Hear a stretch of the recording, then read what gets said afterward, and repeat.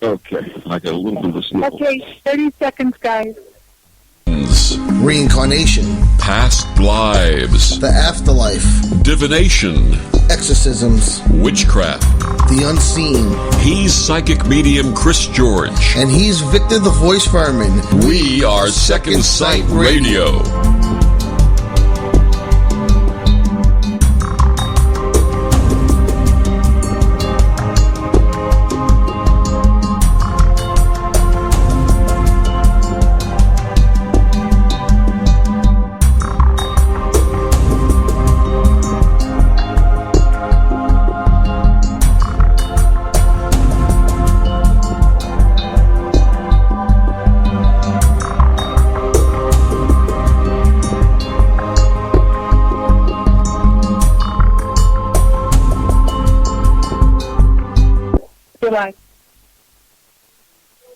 Hi, I'm psychic medium Chris George. I'm joined by my co-host Victor the Voice Furman. Welcome to our show. This is Second Sight Radio. It's 8 p.m. Eastern Standard Time, and we're airing live from New York City for the next 2 hours.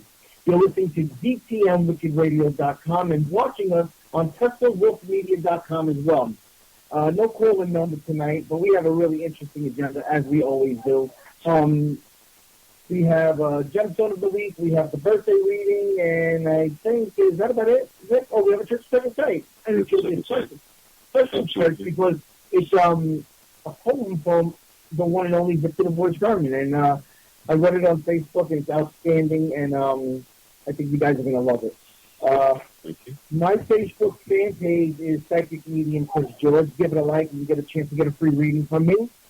Victor's fan page is Victor the Voice Furman, and like I always say, with a voice like that, it has to have a fan page.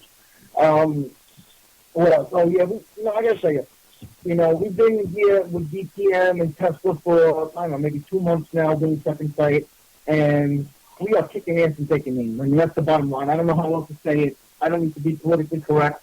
I say we're doing a hell of a job, and we're so happy that you guys listen to us, and we love the fact that you love the show, and you contribute in the chat room, and you join the group page on Facebook, which is Second Sight, and we're just very, very extremely appreciative. Chris, in the old days of radio, we used to say we're number one with a bullet. There you go, and you are number one with a bullet, and that sounds good to me. There you go. So I just want to say thank you, Matt. We truly appreciate everybody. Absolutely. Okay, a couple birthdays this week. We have Don Johnson. Now, Vic, I got to tell you, back in the day, I swear to God I was Don Johnson. I had every jacket. I had the capezios. I had the white pants. I'm telling you, when I went to Acapulco when I was 17, I had a different jacket for every day of the week. I was Don Johnson. I had the 5 o'clock shadow. I was rocking that. Chris, yeah. You were the Don Johnson. The Don. Before I was the Don, I was the Don. Anyway, you got Beethoven, you got Brad Pitt, Christina Aguilera, which actually grew up here in Staten Island where I live, Stone Cold Steve Austin, Steven Spielberg, Keith Richards, Samuel L. Jackson, Jane Fonda, one of my favorite Goombas, Ray Romano, and you know who the last one is? I always try to say my favorite for last, and I'm gonna make a confession here.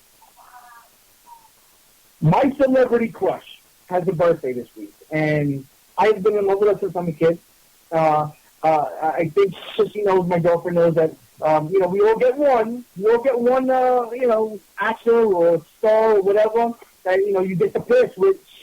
This is my pass, and it's Alyssa Milano. And I've had a little thing for her for years. Anyway. Chris, I have actually a birthday for today. Oh, yes, go ahead. There's a very special birthday that I'd like to announce today. It's the birthday of an incredibly talented, gifted, prolific, and soulful woman. She's a journalist who pioneered the reporting of women's issues back in the 80s and 90s. She's the author of more than 20 books. She's the former editor-in-chief of 2 major magazines, including Playgirl magazine back in the 90s. She then became an ordained interfaith minister and has counseled and married more than 500 couples and crafted amazing ceremonies blending their faiths and cultures. She's been senior editor of 2 major websites, leaving the last one to go back to school and earn her master's degree in family counseling. She's raised an amazing young man, her son Alex, and she made the very wise choice of falling in love with me 15 years ago. Happy birthday to my beloved, my wife, Lori Sue. Happy birthday, Lori Sue. Happy birthday, Lori Sue. And for those of you who don't know, Lori Sue is an amazing woman. I had the pleasure of meeting her on a few occasions, obviously, Victor being one of my very close friends. And we went out to dinner. We spent holidays together. Absolutely amazing woman. And I want to, on behalf of the Second Sight family, also wish her a very happy birthday. Thank you. Okay, my thoughts for the week, Victor. Yes. Treat people the way you want to be treated. Talk to people the way you want to be talked to. Respect is earned, not given. And I got to tell you, the reason I picked that thought for the week was because, I mean, last week we didn't even speak about our guest last week with free will. You know, you always talk about how you speak to spirits and, you know, the whole provoking thing. And what you and I have always said is you have to show spirit respect. You have to, you know, speak to them the way you want to be spoken to. So that's why that was my thought for the week. That being said, why don't we quickly just touch on our guest last week, who was Jeff Legier, and friend of the show, paranormal investigator, fantastic guy. What do you want to say, Vic? Life coach, expert on the secret, expert on manifesting, expert on changing your life for the better. A great guy, and someone who lives in a haunted house, and who we're going to have the pleasure of visiting. Lives in a haunted house near Salem, Massachusetts, and we're going to have the pleasure of getting up there and visiting him. And I think in the not too distant future, and just hanging with Jeff. And Jeff's a member of the Friends now. He's one of the Friends now. Absolutely, he's one of us for sure. And you know, Vic, one thing I forgot to ask him, and maybe you might know this. You think he gets goosed by that ghost in his house? I don't know, and I mean, I don't know either. I think that's between him and the ghost, Chris. I don't want to comment on that. So. Well, when we make the trip up there, I'm going to find out. We're going to anyway, find out for sure. Why don't you introduce our guest? I'm sorry. Our guest tonight is Andrea Message. Andrea was a skeptic about the paranormal until she had a dramatic encounter with a ghost in 2004. She then started studying the paranormal while practicing new techniques. She started testing different theories in her quest to discover why paranormal events happen and what we can learn from them.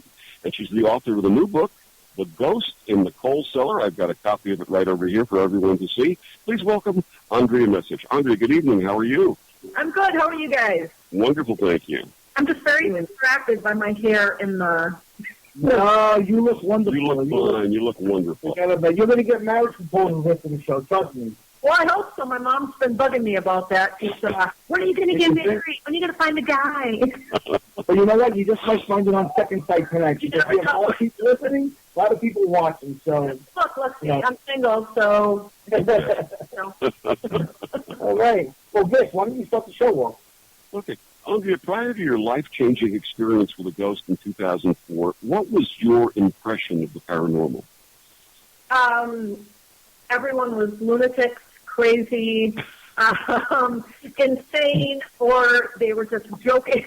They were just joking around. And, you know, it sounds so mean, but I honestly, when my friends would tell me things that happened to them that were paranormal, I would kind of laugh at them. You know, I make fun of them. I mean, I'm not ashamed to admit I make fun of them behind their back and in front of their face. Like, I honestly didn't believe in it at all, whatsoever, nothing at all. Well, you know, I got to tell you, I was kind of the same way. You know, I grew up in a family where psychic was the norm. Okay, we have a very well-known psychic in our family, so it was the norm. But me being a psychic medium, I'm really hard on other psychic mediums and paranormal investigators because I know it's real and I know it's fake. But before I got to where I am now, I had no idea, you know. And to me, everybody was full of baloney. I didn't believe anybody about anything. But you know what? As you get older, you learn to see, things differently. And here I am, all these years later, and not only am I a believer in psychics, I'm also a believer in the whole paranormal. So good, but yeah, follow up. Yeah, Andre, back in 2004, prior to your experience, that was just the beginning of shows like Ghost Hunters and things of that nature. What was your impression of those shows when you first saw them? Well, I think Ghost Hunters come out in 2005, I think, but... I could be wrong. I never even paid attention to paranormal shows. I like shows like Stargate SG-1, sci-fi shows. I watched a lot of those kind of things, a lot of cartoons, a lot of SpongeBob SquarePants. I still watch SpongeBob, That's SpongeBob. He's paranormal, Absolutely. In fact, you know that SpongeBob actually is on welfare. Did you know that? No. Yeah, because he lives in a pineapple under the sea, so he's living on the dole. No, yeah. You've been waiting for that one, haven't you? About 25 years to say that one, yeah. There you go.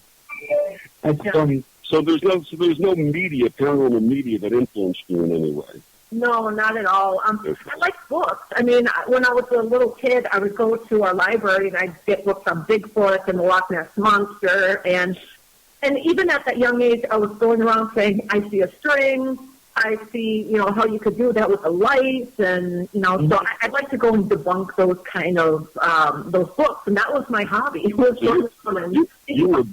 a baby debunker. Yeah, I was. There you go. I was a paranormal bully. Okay. I was one of those who would take joy into, look at this. This is a log that's sticking out. It's not actually real, and, telling people Santa Claus doesn't exist. Wait a minute. What are you saying now? I believe Santa exists now. Oh, okay. That's better. No, Santa does exist now. I'm very confident that he exists now, but back then, when I was like a paranormal bully, that's when I was taking a little joy in telling people that. Okay. Talking about paranormal bullies, not to get too much off topic, depending on how it's done, I don't think it's such a bad thing to be a paranormal bully. And I don't mean a bully as in fighting with you and arguing and stuff. I'm talking about somebody who challenges you, who says, okay, a skeptic, exactly. Yeah. I think it's very, very important in what we do. Oh, definitely. And I still feel like I'm kind of a paranormal bully because I'm the one that when somebody sends me a picture of an orb, I tell them that's dust. And so it started, and I try to explain to them and show them, I'll go down in my basement and I'll take a picture and I'll show them an orb that appears that looks exactly like theirs. And I feel like I'm telling them Santa doesn't exist at that moment. But, you have to do things like that or you're not doing any justice to the paranormal field. Absolutely. And Victor knows this, all too well with me. I've lost friends on Facebook because I'm brutally honest when they ask me questions. I get asked all the time. I get inboxes 2, 3 in the morning, Chris, can you tell me if this orb in the picture, who it is? And I said, yeah, it's second up. And they get upset, and I've actually lost friends because I tell them, no, there's nothing paranormal about that picture, and they get upset, and I tell them, if you don't want the truth, then don't ask me. Exactly. One of the problems with people is that we have a tendency to forget about the human gift of matrixing. So they look at an orb, and if they see anything in the orb that even resembles a face or a shape that the mind can organize and matrix and put together, then they say there's something there, and obviously... Exactly, Yeah, absolutely. But so I want to know. Share with us what happened in 2004 and why it moved you from skeptic to believer. Well, this is a very complex story. It actually starts with my brother Andy and his now wife Jamie, and they're completely 100% without a doubt to blame for everything. And that's how I was growing up. He was always to blame for everything anyway, but they were paranormal investigators. They were the ones that I used to make fun of behind their backs. And they had gone to Gettysburg, and my brother still lived at home at the time, so he came home, and he brought home with him, dirt from the battlefield and little antiques that he bought at an antique shop. And you'll have to forgive me, I just got my teeth done today, and so I'm still listening a little bit. You're fine. But, he came home and everything was fine for a while. But then he, my brother John, and his wife Jamie went to this thing called Bastille Days in Milwaukee. And that's 45 minutes away from where we lived. And so I'm just up in my loft. I'm just watching Stargate SG-1. Like I said, love sci-fi. And then I hear my brother come home. I hear him walking through the kitchen, walking past my stairwell, and then going into his bedroom and shutting the door. So I go downstairs to kind of see, how Bastille Days was, and when I open his door, there's nobody there. And so I turn off this light because my mom is like a major stickler for lights. And then I go and I ask her, I go to her bedroom because she was in her room, and I said, did anybody come to, say goodnight to you? No, I heard somebody in the kitchen, and I just assumed they came home and left again. So I called my brother, and they were still at the party Bastille Day. Now, unless they had a Stargate, there's no way he could get from coming home, grabbing something, and then be back to a party that's 45 minutes away. Mm-hmm. So I immediately panicked and thought that somebody was breaking into our house. So I grab a butcher knife, and I grab some knives for my mom. I make her sit on the couch, and I'm trying to look like a pit bull. I'm like, I have this knife in my hand. I'm holding it like this, like in a horror film, and I'm walking it. I'm going into closets, and I'm going under beds, and finally I go into my brother's room, and the light's on again. And I know I turned it off when I was walking out. So I'm looking under his bed. I'm looking in his closet, nobody there. I turn off this light, and as I'm leaving, the light turns back on. And this wasn't one of those light switches that could get stuck halfway and then pop back up. It was either down and up were the only two options.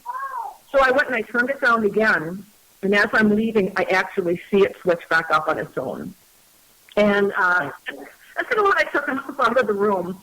But my brothers, who were both police officers, rushed home because I was on the phone with them, and I said, holy crap, someone just broke into our house. And so they came rushing home.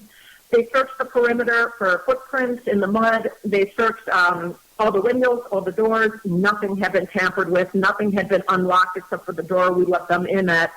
And there was just no evidence that anybody had been in the house. And after that, a lot of weird things started to happen. But the biggest thing, there's two big things, the hugest things that happened. The first one, I was sitting on my bed watching television, and my remote battery had died. And God forbid I manually change the television on my own, because that's what the technology was invented for, laziness. And I searched for batteries, couldn't find them, so I'm on the phone with a friend. 20 minutes after I'm on the phone, out of my closet, a box comes flying. Not just like, it doesn't just fall down, it comes flying. 8 feet, hits my bed, spills everywhere, batteries in box. The entire thing was all batteries. And so you had that poltergeist action you had going on in your home. Yeah, it was almost like, because I had searched for batteries for a long time, and then I went and talked to my friend on the phone, and then as I'm talking, it's like, hey, you didn't look in this box, is what it felt like. Because I tried for 20 minutes. I put the box back up there, and I would knock it down myself. I would try and push it. I could never replicate it actually shooting out 8 feet and then stopping because it hit my bed. It would always just kind of tumble down and land in the closet. And then the final thing that happened that was really big was when my father passed away. He had been battling cancer for about 15 years. And when this all started to happen, he was in the later part of his life. It was pretty much towards the end. And after he had passed away, we had just lost my grandma like a couple months before he died. He died in May, and my grandmother had just died in January. And it was a really tough time for our family. And but after about a month, we tried to get back to some normalcy. And my mom had bought a new landline machine that had a digital recorder instead of one of those little miniature tapes. Mm-hmm. So it was brand new. We were so excited when we saw it blinking for the first time, saying that we had a message. We were just like, it was like Christmas for us, and we were freaking out.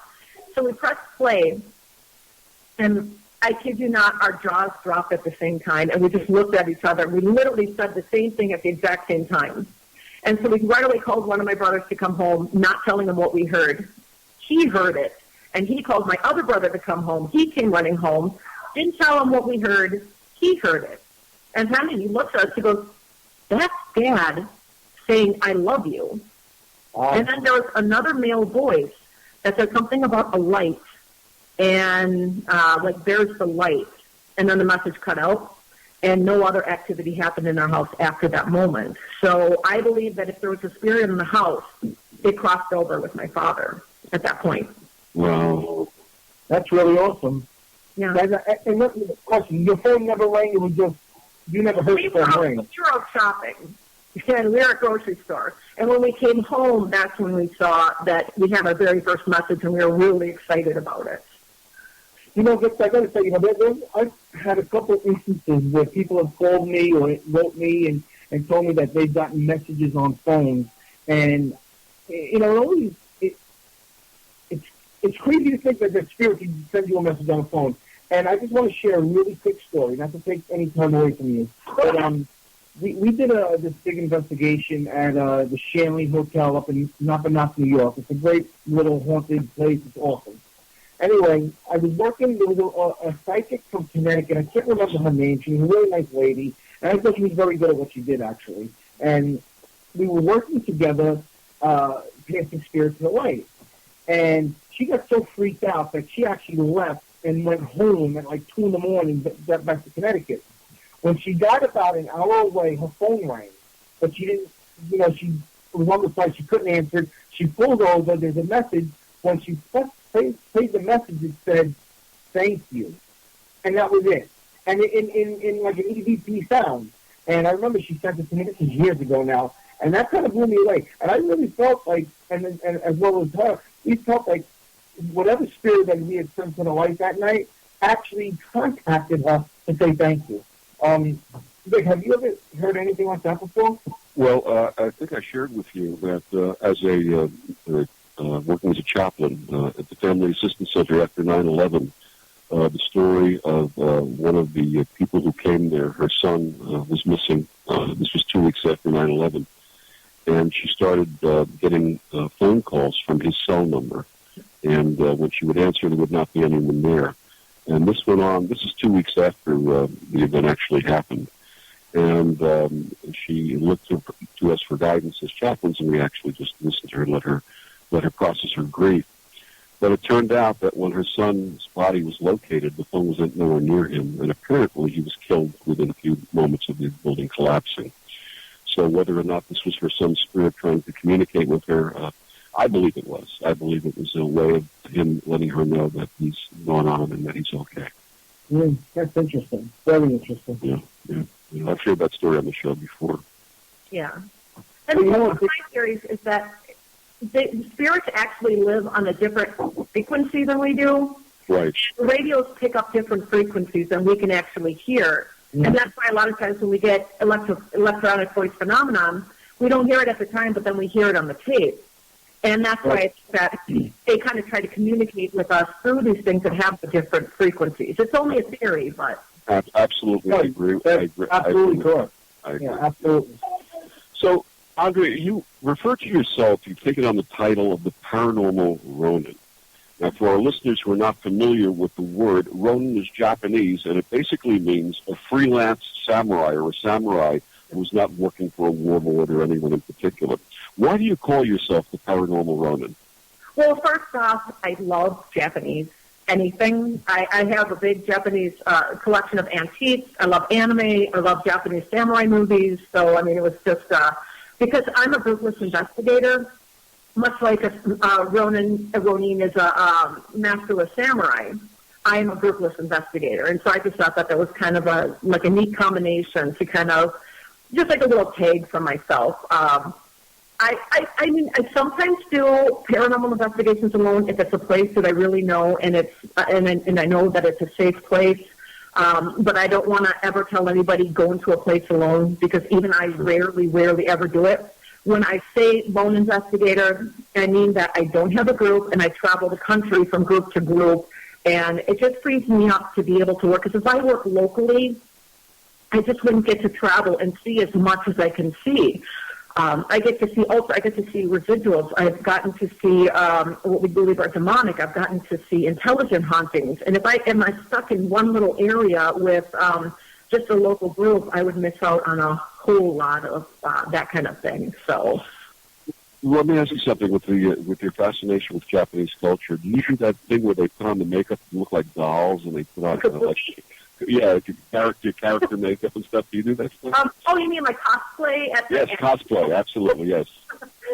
Actually, you know what? I did once when I was younger and cuter and thinner. I actually did Kagome from Inuyasha at a convention. Okay, I wouldn't know the character, but I just familiar. I see in New York, quite often we see groups of Japanese girls walking through the street in their costumes and the makeup, and it's very fascinating to watch. Yeah, Gothic Lolita is really big in Japan right now, where they wear these big, cute little dresses and little bonnets, and Yeah, but no, I've only done it once, and, I had to basically be forced to do it by friends. Okay. It's fun. I liked it. I mean, it was a blast. Yeah. Sure. All right. Well, I was going to ask you if you think it's safe to, investigate on your own. But I want to ask it in a different way. What would you say to people who tell you, what, I investigate all the time by myself? I know a few people that, CC the Huntress, she's a friend of the show, and she only investigates by herself. I mean, every now and then she'll do events where she goes in and assists teams, but, on her show, it's only her going in and doing what she does. What do you say to that? Me personally, I say it's what your comfort level is and your experience level. If you're just beginning as a paranormal investigator, I 100% without a doubt say do not do it. Even at my level of experience, I've been doing this now for over a decade, and I will not always do it. And it's not just because they say, you might get hurt by a spirit or, like demonic possessions and all these things that people think. It's actually more of, you could hurt yourself and there's nobody there to call 911 if you don't have your phone on you, or, you can have an experience and there's nobody to share it with you and verify that you have, and validate it. And so it's always nice to have at least a couple more people. Like if I see a shadow and somebody else sees a shadow at the same time, I could say validation right there. We had 2 people that saw this. If I fall down the stairs, which I am very prone to do because I am the biggest klutz in the world, then I have somebody that can call 911 for me. So that's why I personally say try to go with a group if you can. Yeah, I was just going to say, just for a standpoint of safety, to make sure that, God forbid, something happens to you, that there's someone else to get you assistance or get you aid. I think it's really important. Yeah, exactly. What I say is, what I do, a lot of times I'll do EVPs on my own. I'm in my house by myself, I'll do EVPs. That kind of stuff is fine. But if you're going to go into, like, haunted places and stuff like that, I think it's important to have somebody that you, just for safety purposes. I mean, if you can, it depends on where it is. But if you're in your home and stuff like that, I don't see it. Yeah. Oh, no, not whatsoever. But, like, if you're going to a place like Waverly Hills or, you want somebody. And like I said, it's not even so much of the safety. I mean, safety is a huge factor. But it's also validation. If somebody sees something that you're seeing or hears something that you're hearing, then you say, okay, so now I have validation that something could be going on and that I'm not just hearing things or seeing things. Right. Exactly. Okay. Good, Rick. Folks, you have to forgive me. I have a little bit of a sinus attack taking place now. Once in a while I get these things, and it's just so you don't have to worry about your teeth or any type of saliva issues, because my nose is running right now like a fountain, and it's probably looking bright red. And it's probably looking bright red for those of you. And yes, I am Rudolph the Red Nose. That's who I am. So don't worry about it tonight, folks. As a freelance investigator, what has been your experience with teams that have called you to work with them? Mostly positive. I've had mostly when people contact me to come out and help them, or especially when they're newer teams and they're looking for someone who's been doing it for a lot longer that can come in and just kind of talk about my theories, look at the way they use equipment and tell them how I do it, and we learn from each other. It's like sometimes though when I try to go to another group and I'm the one who initiates, that I sometimes hit a lot of roadblocks.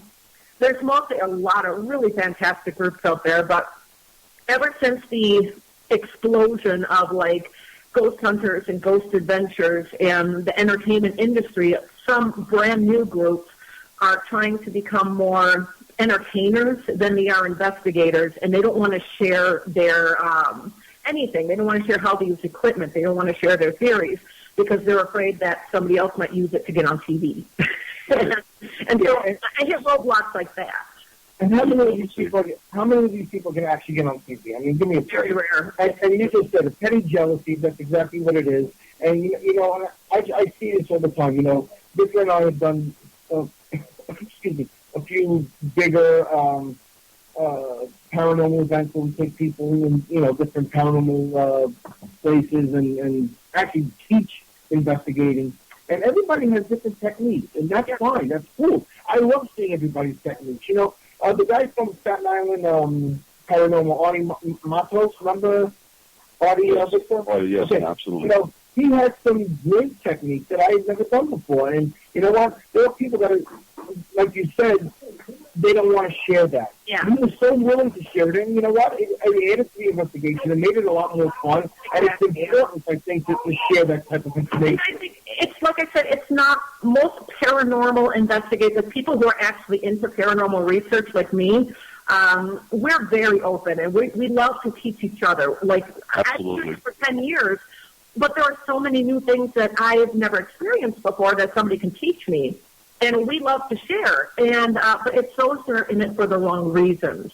Mm-hmm. And they're the ones that they're the ones that say, you know, for like $150, I will give you a certification to become an investigator. Yeah. Or they'll say, I can cleanse your house, even though they've never been trained to do such a thing, right. and they have no experience. And they're making matters worse. I actually had to go to a home where a paranormal investigative group said they'll cleanse the house, and then things just got worse for them.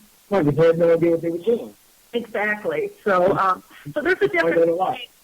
I think there's a big difference between the research groups that I've dealt with who've contacted me and said, can you come in? And, we got this great case that we think you might be interested in investigating since you're so into learning new things. And then you have we're hoping to get on TV one day, so we want to talk to you. And the other thing is that there are people out there who determine that their method is the only method, the best method.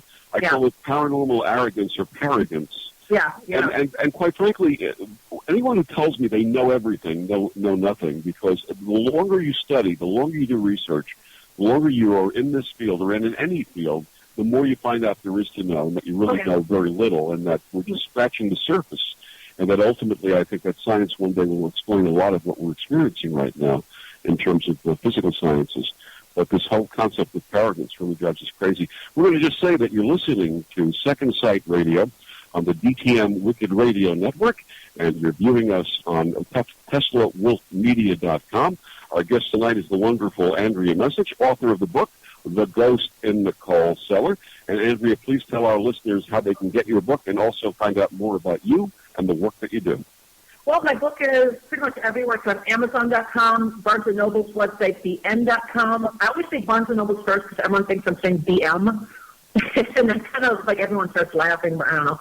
But BN.com. BM as in bowel movement? Is that what people laugh about? Is that what they think that when I say Ghost in the Cold Cellar, I'm saying Ghost in the Cold Shower.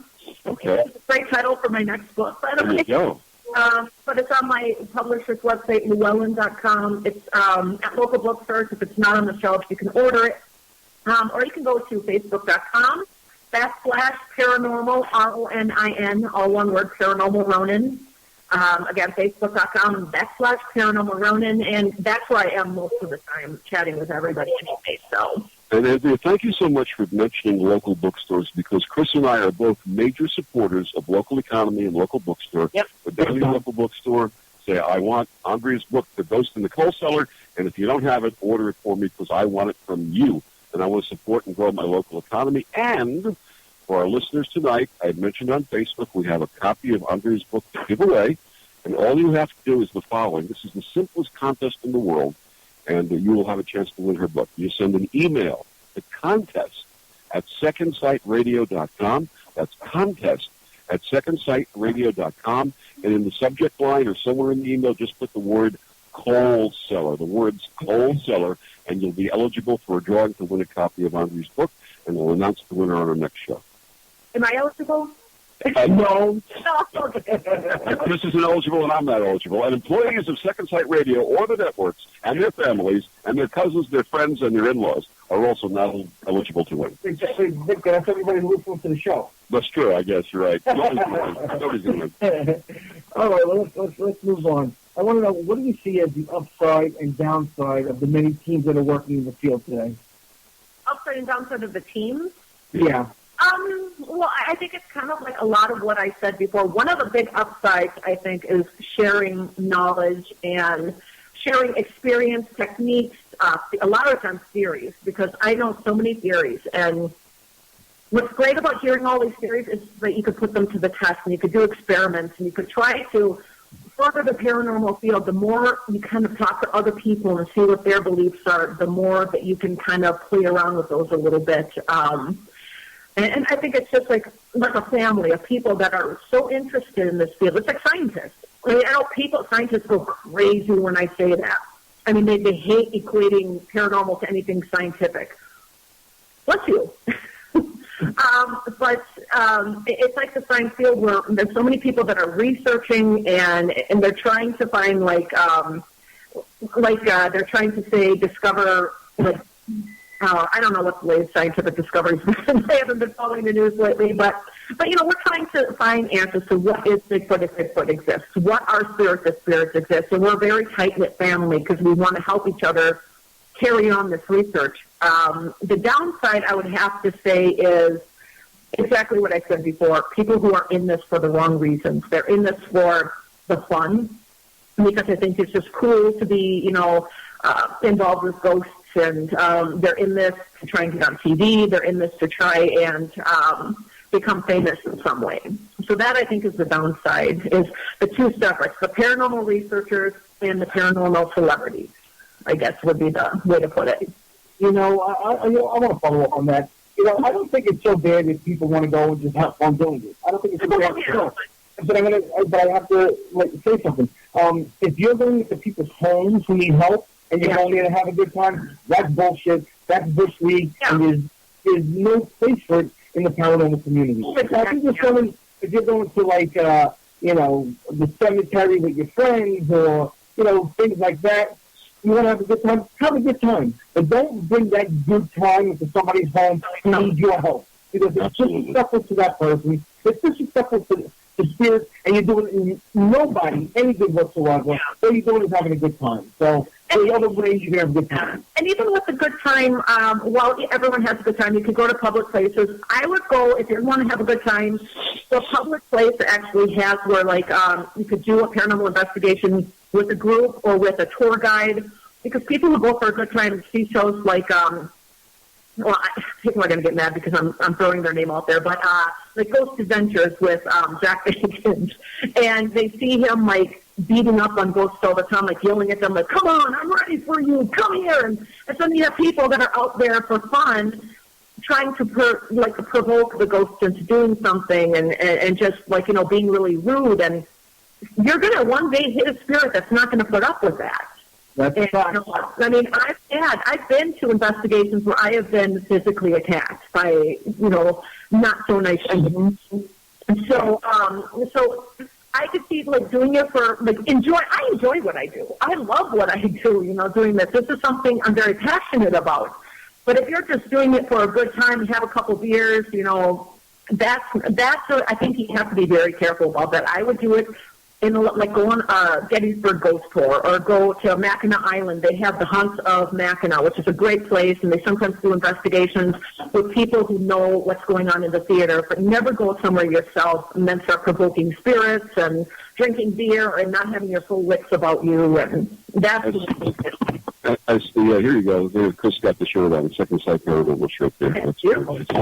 As we've said, as I've advocated many times, when you're dealing with the disincarnate, when you're dealing with the spirit of someone who used to be in a human body, when you talk to them as if they were standing there in full physical form in front of you, and give them the same respect and the same caring that you would to a person. You wouldn't say something provoking or disrespectful to someone who's standing right in front of you. And you shouldn't do the same with the spirit.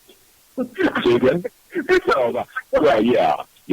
But I'm just saying, generally speaking, you wouldn't walk up to a stranger and say something provoking or disrespectful, because if you did it to Chris, you'd end up on your ass. So it's something you don't want to do. And quite frankly, when you're dealing with spirit, especially spirit that's still present, there's a reason that spirit is still present. Sometimes they don't know that they're there that they've transitioned. Sometimes they're there because there's unfinished business, whatever it might be. So give the respect that's due as if it were a person standing there in front of you. Andrea, I just want to follow up on when he said that they don't know if they transition. So years ago, when I first started, putting myself out there as a psychic and a psychic medium, I used to do a lot of seances, and that's where I made my name, by doing seances here in New York. And I'll never forget, there was this time that I had channeled this guy who I don't remember if I have it on video and people told me afterwards, But I challenged him, and he goes, "What do you mean I'm dead? I'm on my way to work." And he told us he was a truck driver from Lubbock, Texas. And he goes, no, I'm not dead. I'm going on my way to work. Why am I here? And he's saying this for me. Come to find out that, when we visited him, we were doing the seance at like, whatever it was, 10 o'clock at night. He had died at 6 o'clock, Texas time. And here I was channeling him. I have no idea. Why he came through, I don't know. I don't remember everything that really happened. But he had no idea he had passed. Yep. No clue. It's kind of like, that's kind of sad. It's actually very sad. Don't you think? Yeah, and that's why you don't want to, be sitting there and insulting them or... Right. It's not fair. Like I said, there are, in my opinion, a lot of people have differences of opinions based on their religion or lack of, but in my opinion, there are demonic forces. I also believe there are angelic forces, but then I do believe that there is a possibility that some of the spirits are humans just like us. Absolutely. They still have their feelings and their emotions and their, if they die tragically, they sometimes hold on to that. And the last thing they want you to do is slap them in the face. Absolutely. That's right. And the other issue is that a lot of these so-called, I call them the shit and giggles paranormal teams, shit and giggles, they go into private homes, and there may not be anything there at all. Yeah. And all they do is act as if there is something there. Oh, yeah. And leave the family in a worse shape than they were when they arrived. Yep. Because they've instilled in them fear. And the whole idea behind true professional paranormal investigating teams is to move people from fear to understanding and leave them comfortable in their homes when you depart, and also to follow up to make sure that everything's okay. Okay. And if you can't do that, you have no business being in this industry. Yeah, I've actually encountered that myself. Somebody called me in because they were so afraid that they think things started to happen. They had a group come in and say, "Oh, yeah, you have a demonic entity here."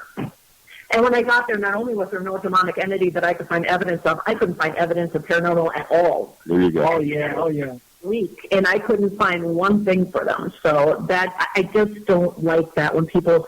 It's never. And do you notice with those kind of ghosts, it's never just you have a ghost here. It's demonic. Yeah, always. Absolutely. Always. It's straight to demonic, and it's just. Honestly, I blame shows like Paranormal State for that, where every place they went, there was a demon under every basket in every corner of the house, and the piano was demonic, so they took it out in the yard. They got it burned it. I mean, it was crazy. It was just ridiculous. Absolutely. It is ridiculous. And the other thing, following up to add to that, is the people when somebody calls you and they have something demonic in their house, and like you said, you go there. Not only is there nothing demonic, but there's nothing negative there, or whatever. Maybe there's something negative that's not demonic, and then one person is with you, and they're like, looking over the shoulder, oh my God, something just touched me. Getting real theatrical, scaring the shit out of the person who lives there. And I look at them, I'm like, you need to stop it. There's nothing here. Why are you jumping around like like some kind of Mexican jumping bean? Chill out. Let the real investigators do what we're supposed to do, and you just be quiet. Nothing's touching you. Nothing's attacking you. Because they see those faces that you make. Oh my God! And they get scared. It's ridiculous. It's absolutely ridiculous. Yeah. To that end, Andrea, we've had many discussions on the show about whether there should be some type of a code of ethics and behavior for paranormal teams. What's your opinion on that? I think there should be. It should be almost like a doctor. Do no harm. Because when you go, let's say you do come into something that is, I call it borderline demonic. People don't understand that term. It's like my term. Because demons are inhuman spirits, but I believe that there are some intelligent hauntings that used to walk the earth as a mortal that are just real, like assholes in line for assholes in death, I guess. You just said exactly what I've said 100,000 times. Nasty in life, you're nasty in death. Yes, absolutely. So when you go in there, and whether it's a demon or whether it's like borderline demonic, like somebody, like a human that used to be so evil, he's still evil. If you're going in there and you're stirring everything up, well, the people are going to live with the aftermath. Yeah. And so, and they can be harmed. You leave. I mean, once I'm done with my investigation and I give them my findings, I leave. I'm done. My job is over unless they call me back. And then I have to leave them with the aftermath. And so I think we should have a code of ethics that says do no harm. Right. When you go at a minimum, do no harm. At a minimum. Like when you go, sometimes there's just things that, you need professional help, like whether it's someone that knows how to cleanse a home, or it's a priest, or it's a member of some kind of a clergy, or a some people have called in shamans before, whatever people are comfortable with. Sometimes those people are me because I can't do that. I'm not comfortable with cleansing. I don't know anything about cleansing, and I don't want to make a situation worse. But I always try to leave giving them, like, this is what I found. This is what I want you to do. I don't want you to yell at anybody, many spirits. I don't want you to provoke them. I want you to go about your life as if everything's fine. Just live your life and then call somebody in to come cleanse your home if that's what you feel comfortable with. Absolutely. But as long as you show respect, they're not going to really hurt you. And I try my best to do that. But you don't go in with the intention of saying, like, provoking or making claims that aren't real or trying to make it like, I can cleanse your home for, like, $100 if you decide to come. Like, don't do that. None of that kind of stuff. We need to go in there. We need to be professional. We're in there for the first part to help. And I believe that we should also do it, just do it with as much compassion as possible. Absolutely. Absolutely. Yeah. I've got a quick share, Andre, that I've done on the show before. I was on a team that was called to a house in a very affluent neighborhood in Connecticut. And basically what had happened is this couple had been married for 25 years, and they decided they were going to give themselves the gift of their dream house.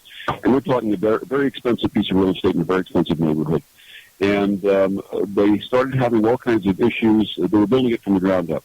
And they were starting to have all kinds of issues with contractors quitting on them, with things going wrong in the construction, things going wrong in the house. It started costing them a lot more money than they intended. It was having a profound effect on the relationship of the couple involved. And they called in a paranormal team who, in turn, recommended a psychic. And the psychic came in, charged them $900, and basically said, there's the spirit of a Native American chief whose land this was, and he resents the fact that you built a home on this land, and he's going to kill you, and walked out after she said that. Just walked out the door. So first of all, she was a ripoff, obviously. In terms of the investigation, we found absolutely nothing paranormal there.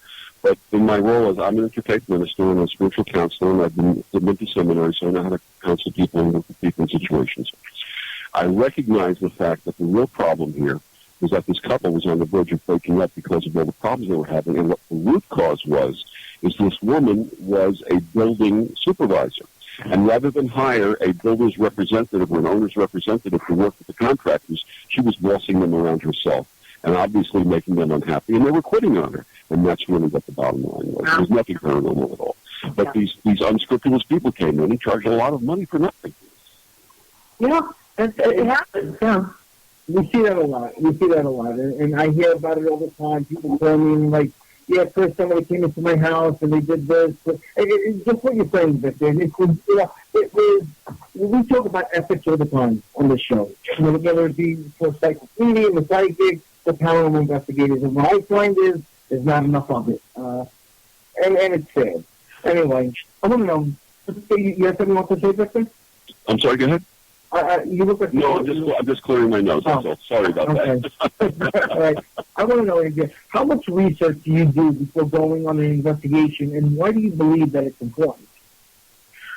Well, me personally, because I know there's a lot of people that it's called dry investigations, where they don't do anything and they go into a place and then just do an investigation that way.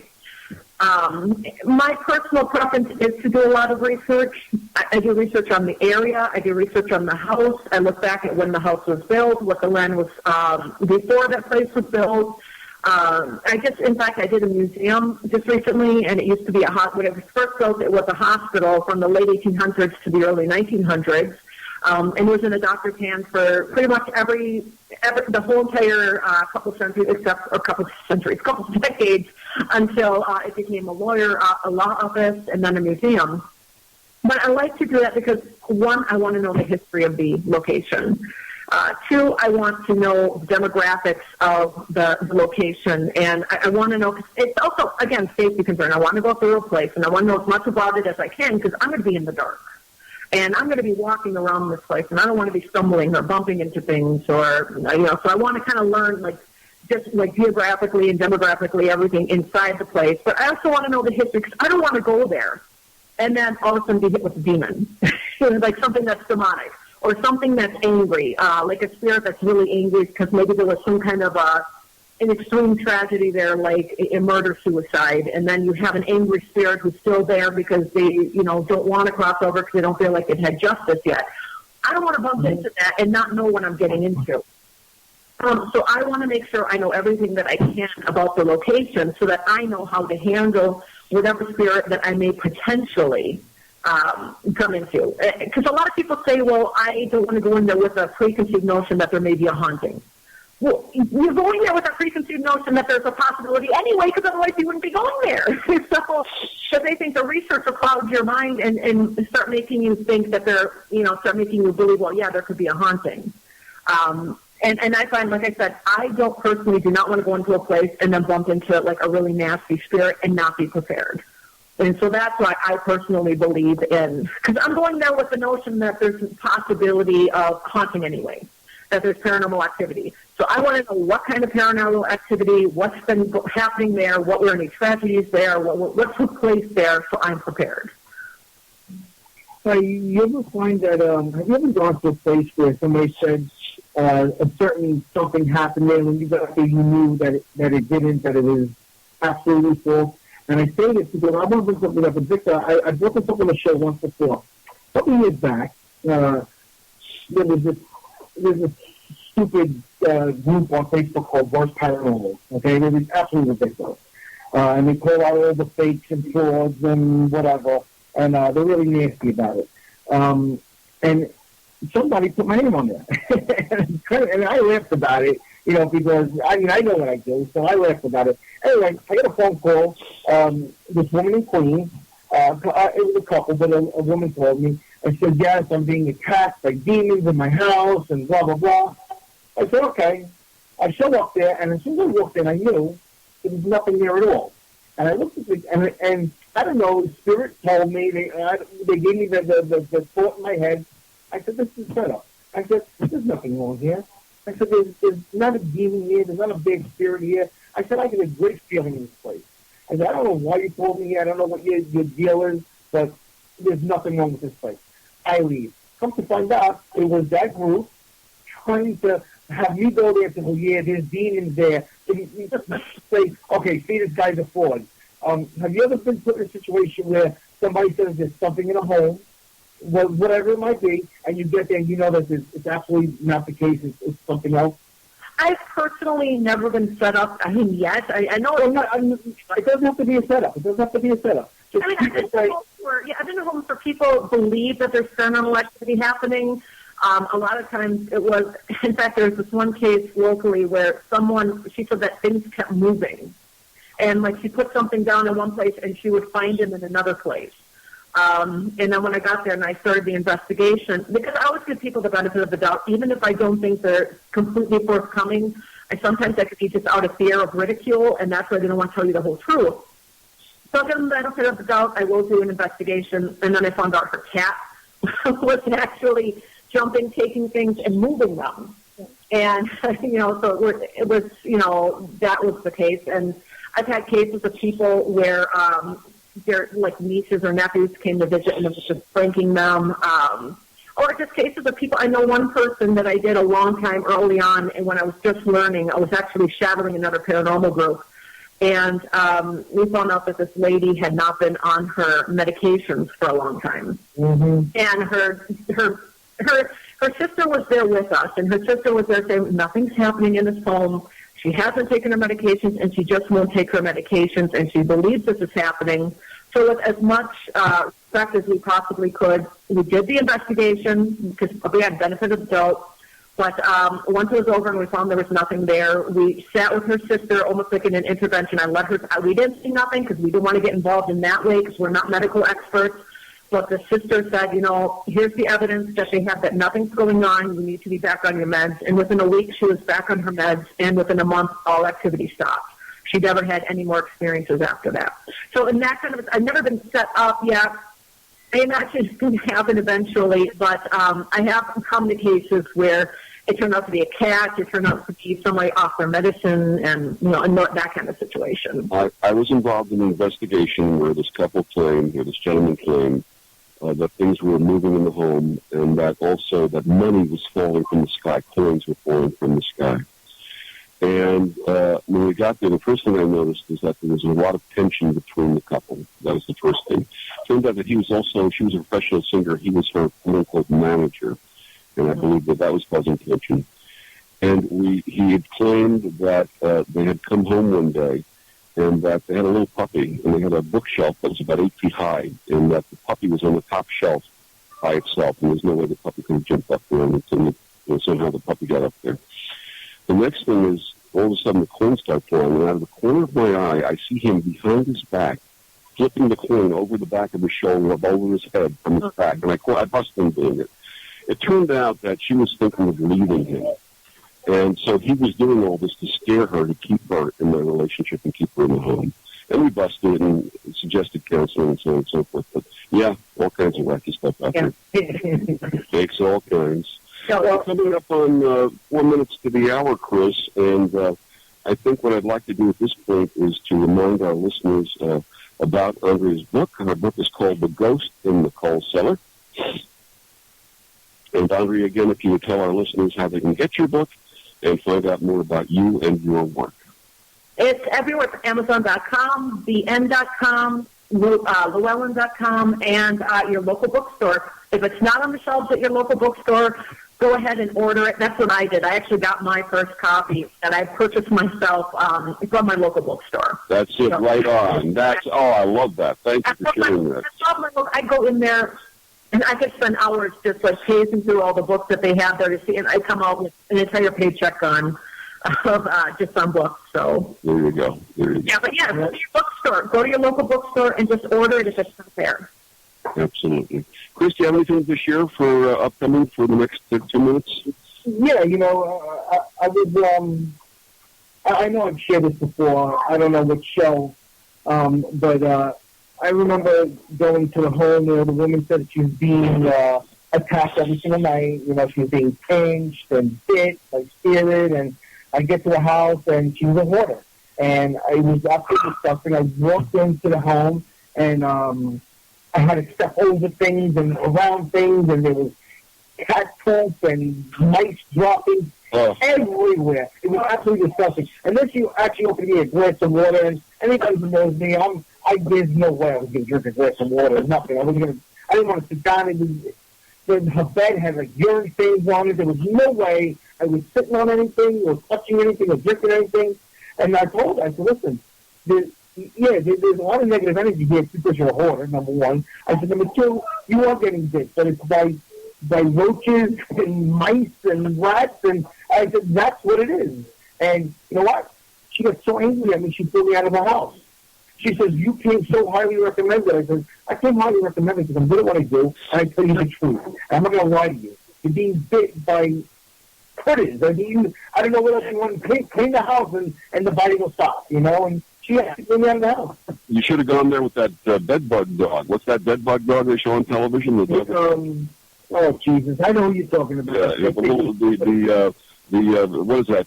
What breed is that? Like is it beagle? A beagle, yeah. The beagle fights the bed bugs. The bed bug beagle, yeah. It was absolutely disgusting. I've been in that situation 2 times, actually, if you can imagine. But, yeah, absolutely gross. Yeah. What do we got? We have about 2 minutes left. We actually have a minute left, and I just want to tell our listeners that the next 2 weeks, Christmas night, and New Year's night, we are not going to be doing live shows. They're going to be running retrospectives and bests of Second Sight Radio. We are going to have a wonderful gathering at Chris's house on New Year's. Oh, yeah. And we're actually going to report back to you on our first show, which will be January 8th, on what happened on Christmas Eve, New Year's Eve, rather, at Chris's house.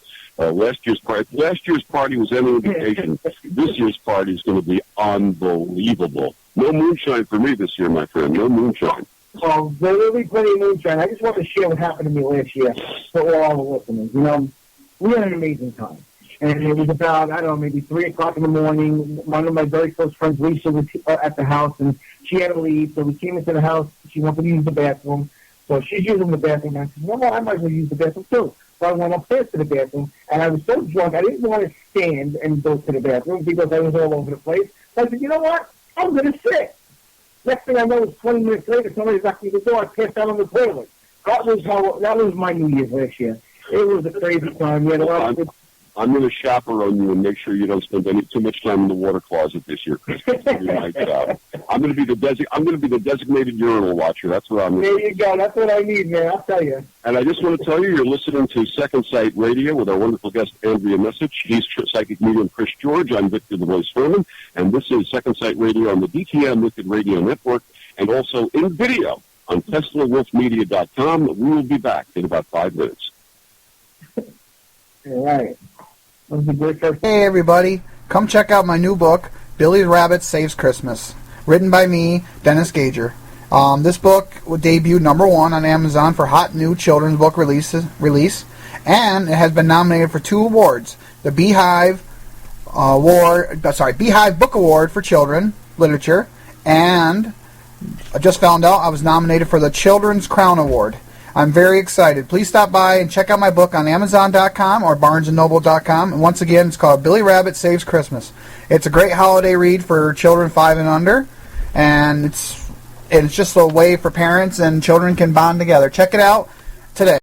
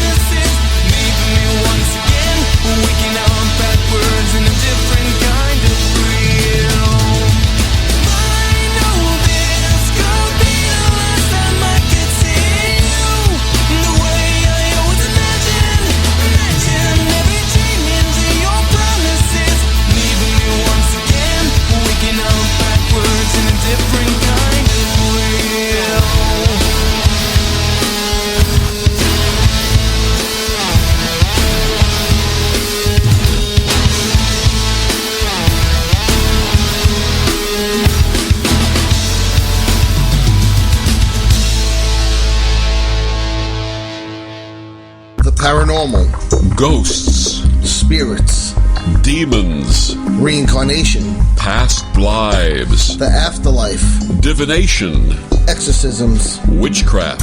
the unseen. He's psychic medium Chris George. And he's Victor the Voice Fireman. We are Second Sight Radio.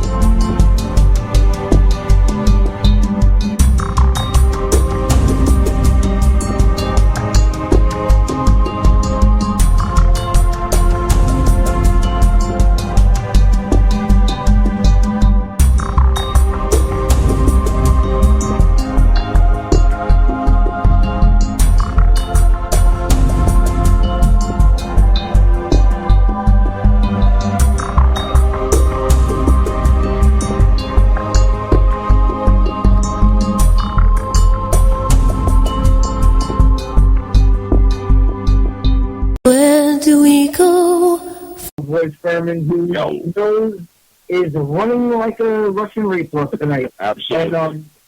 And we've had a phenomenal first hour interviewing Andrea Message. Listen, I have never been confused with an amazing linguist.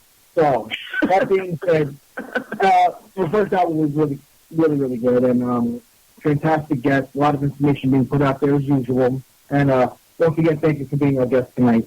Oh, I'm having fun. I know you are.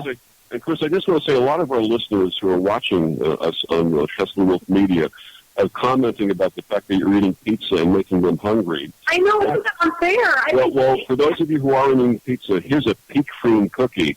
Peak Creams are very serious cookies. They're made for grown-up kids. They're not for children. Oh, they're serious, very serious. And I'm going to have a bite. Thank you. I have nothing. Yeah. Listen, while you were gone on the break, she was all balling herself off, making herself feel cute for all the single guys out there. Ben's hitting on her. I mean, the show's becoming a dating service. You know, Chris, that's not a bad idea. Paranormal dating. I think that'd be a great spin-off. No, you see, I actually came up with that. I said, in fact, I have a Twitter from almost a year ago where I said that we should have a Match.com for ghost hunters.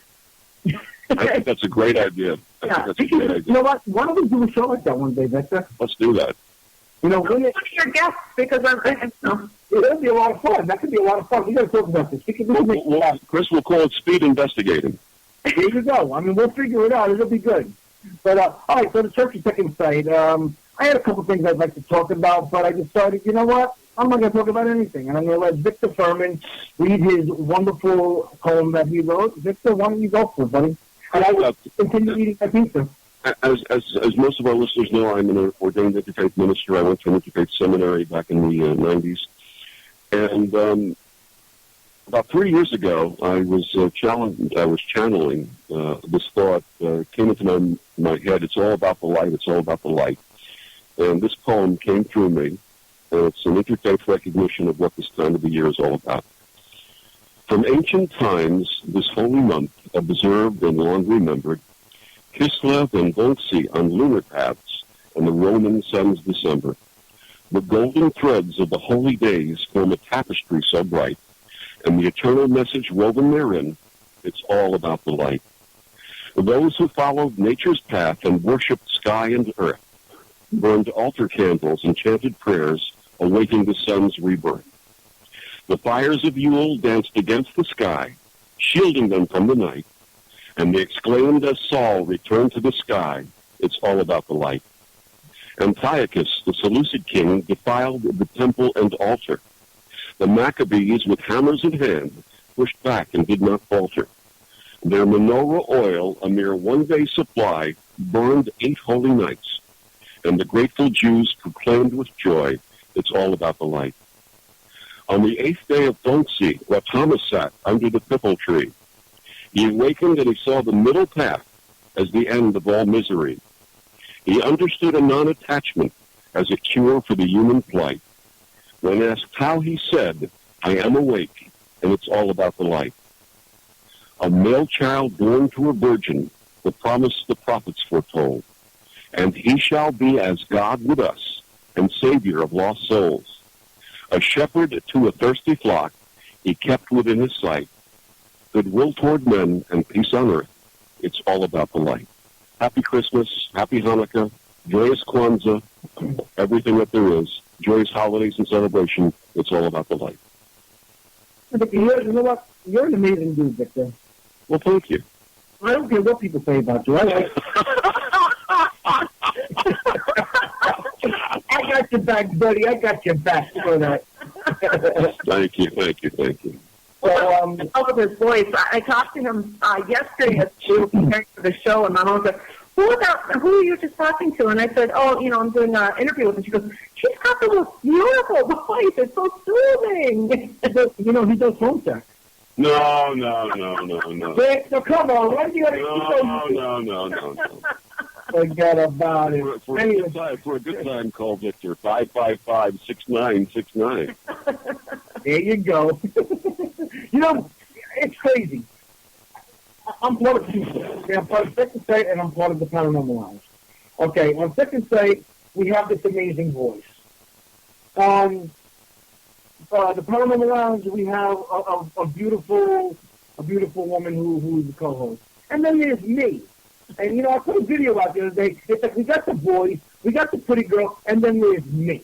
It's like, they just kind of throw me in. I don't know. Anyway. Chris, wait a minute. I got to tell Andrea something. Andrea, a few years ago, when I first met Chris, I dubbed him the godfather of psychic mediums. He gives you a reading you cannot refuse. So he is the godfather. Yeah. And then he dubbed me the consigliere. I am the consigliere of psychic mediums. So. Yeah, he's the consigliere and the Velvet Teddy Bear. But that's, Velvet Teddy Bear. That's my other name, the Velvet Teddy Bear. All right, Victor, why don't you start the interview back up? Okay, well, we're talking with Andrea Message. Her book is called The Ghost in the Coal Cellar. And, Andrea, what are your most favorite and least favorite investigative tools? I would say my most favorite is moi. The biggest thing that you really want to go into is with all your faculties. You want your eyes, you want your ears, you want your wits about you. And because, if you're watching, all of these different, gadgets and everything, you're missing what's going on. The shadow that just passed you, the full-body apparition that just is trying to wave you like this, you're not hearing the sounds that are out there, so if you're paying so much attention. I also like recorders for, obviously, to catch EVPs. And you don't need expensive equipment. People will go out there and buy just a digital recorder, just a regular recorder that costs about $500. And I'm using one that's $25 from Walmart. It works just as well for me. And a camera, video cameras are very, because, they're your eyes when your eyes can't be there. They're the eyes in another room. They're the eyes in the corner when you're looking in the opposite direction. My least favorite, to tell you the truth, it's kind of hard to say because I like to give everything a fair chance. Like the K2 meters, the Mel meter. There's a new thing that I just did, the electroscope. It's brand new to the field, and I'm just starting to experiment with it. And everything has, I think, some value in investigation. I don't think that anything is so completely lost. Maybe it's not what it was made for. It doesn't really work as well as what they say that's for what it was made for, but you could still find a way to use it in the field in maybe a different kind of a way. There's even a power proctoscope. It's for ghosts who are a pain in the ass. I have something called a paracorder, which not a lot of people have, and it measures ions. And I found that to be a pretty decent. I don't think have I ever showed it to you before? No, but I've used an ion detector because, believe it or not, what you want in a home is negative ions. It sounds counterintuitive, but if you have negative ions, that means you have good fresh air. If you have positive ions, it means the air is stale. Yeah. Yeah, but, I think everything has a purpose, and sometimes you just have to repurpose it. If it was created to say, to go off for, an EMF detector, where it goes for electromagnetic fields, but it's not working really well for that. Repurpose it and see if there's something else that you can use it for. And just try to experiment with it. I never throw anything away. The only thing that I say is, don't be constantly watching the lights on a K2 meter. Don't be constantly watching the light on unless you're doing a specific experiment where you're saying light this up for yes and light this other one up for no. But otherwise, don't just sit there and like, okay, wait, I'll talk to you later. I'm watching this. Like, because then you're missing everything going on there. And you know where that comes from? That comes from watching these shows on television where they edit a 10-hour investigation into 20 minutes. Yeah. So you think that these things are happening simultaneously, continuously. Yeah, exactly. Yeah, so you have the eyes, the ears, the digital, especially if you're a paranormal investigator on a budget, like, you know, those thermal imaging cameras, I can't afford like $25,000 to get one. So, I like my eyes, I like my ears, I like to have my wits about me. I never, I don't drink anyway because I don't like the taste of alcohol, but I always say that if somebody comes in and I say, I don't want you drinking before this investigation, I want you to be completely cognizant. And then I like my recorders, I like my video cameras, I like my, just my regular handheld Sony snapshot camera, and those are my important things because those are, like I say, those are my eyes and ears when I'm not in the room. And they're not bells and whistles. They're not like things that'll light up and flash and be all pretty. They're very, very practical. So I always start with practical, and then I'll just take other pieces of equipment and experiment with them when I have time to. Great. And what's your opinion on devices like the Ovilus and the Ghost Box and the Frank Box? Well, like I said, I try to experiment with them, and I've come up with interesting results. I've actually had, like when I was listening to a spirit box, I did have like where you would hear the F-bomb. And like you're not going to hear that on the radio because of the FCC regulations. That's a cool laugh, actually, right there. That's cool. But I think there's something to it because, like I said, I believe that spirits are on a different wavelength than us, and somehow they use that wavelength in the frequency in order to try and communicate with us. But I think the biggest problem with that is, too, you're also using a radio that's constantly standing, and occasionally it's going to hit a clear channel, and sometimes the voice is going to come through, and you have to be able to determine, is that something trying to communicate with you, or is that just one moment where it actually paused on an actual legitimate radio station, has nothing to do with anything going on. And that's the real hard part that I find about things like the spirit box. And I'm not, like, again, I don't throw anything away. I try to repurpose them and try to experiment with them and investigate with them. So I wouldn't say that it's a terrible tool and never use it. But I do say that there is a room for error with something like that. Yeah, I agree. I like the Frank box and the Ghost box. I like playing with it. I think it's interesting. I don't know how real it is, but I've had some amazing results with it. To say the truth, yeah. We investigated the Kreischer mansion, and we had to take Kreischer 3 times. That's crazy. I mean, Kreischer, that's not like an easy word. Like it's not. No. And then when you get to the Ovilus, anybody who's a new investigator, listen to me.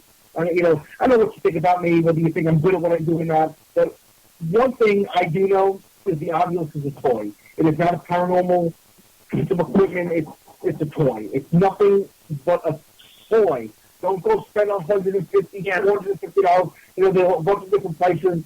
Whatever it is, don't spend it. This is a waste of your money. Okay?